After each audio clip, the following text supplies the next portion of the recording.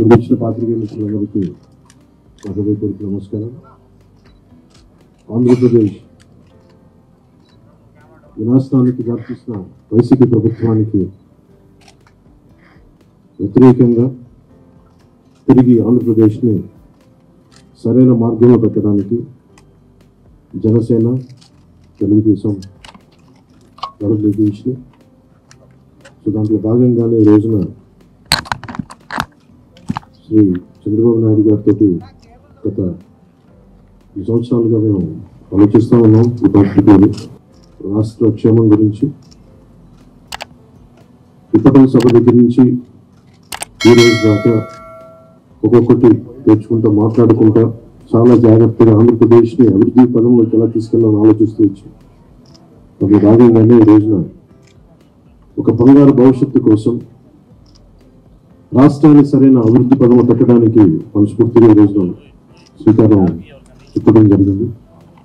దాని భాగంగానే ఈ రోజున జనసేన, తెలుగుదేశం కలిసి ప్రారంభించిన దీనికి మరింత బలోపేతం చేయడానికి భారతీయ జనతా పార్టీ కూడా శుభాశిస్సులు ఉన్నాయి. దీనికి మీ అందరికీ తెలిసిందే.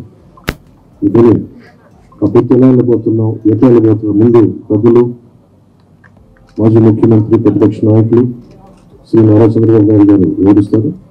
ఆ తర్వాత జనసేన ఎన్ని స్థానాల్లో పోటీ చేస్తామో తెలియజేస్తారు. వారు ప్రకటించినటువంటి 99 సీట్లో ఎక్కడ కూడా సోషల్ ఇంజనీరింగ్ కనిపించలేదు, కానీ ప్యాకేజ్ ఇంజనీరింగ్ కనిపించింది. పూర్తి స్థాయిలో ఏ రకంగా ఇరు పార్టీలు కలిసి, ఎందుకంటే అనేక సందర్భాల్లో ఇదే జనసేనకు సంబంధించినటువంటి అధినేత, మా పార్టీ కానీ మా నాయకులు కానీ మేము ఎక్కడ ఎన్నికల్లో రూపాయి ఖర్చు పెట్టం, ఓటుకి డబ్బు ఇవ్వం అనేటువంటి మాటలు పలికినటువంటి వ్యక్తులు నిన్న కాక మొన్న వారు మాట్లాడినటువంటి మాటలు కూడా చూసాం. ఓట్లని డబ్బులతో కొనాల్సిందే అనేటువంటి మాట వారు మాట్లాడినటువంటి వేదికను చూసాం. పవన్ కళ్యాణ్ గారు ఎక్కడి నుంచి పోటీ చేయాలనేటువంటిది నాకు తెలిసి ఈ ప్యాకేజ్ ఇంజనీరింగ్లో భాగంగా బహుశా చంద్రబాబు నాయుడు గారు ఇంకా క్లారిటీ పవన్ కళ్యాణ్ గారికి ఇచ్చుండరు. నువ్వు ఎక్కడి నుంచి పోటీ చేయాలి, ఎక్కడ నిలబడాలి, ఏం చేయాలి, ఏ మీటింగులకి హాజరవ్వాలి, లేదా ఏ సీట్లు మీ పార్టీకి ఇస్తాననేటువంటిది ఇవన్నీ చంద్రబాబు నాయుడు గారు నిర్ణయం మేరకు జరుగుతూ ఉంది. 94 సీట్లు ఆయన ప్రకటించడం ఏంటి, 5 సీట్లు ఈయన ప్రకటించడం ఏంటి?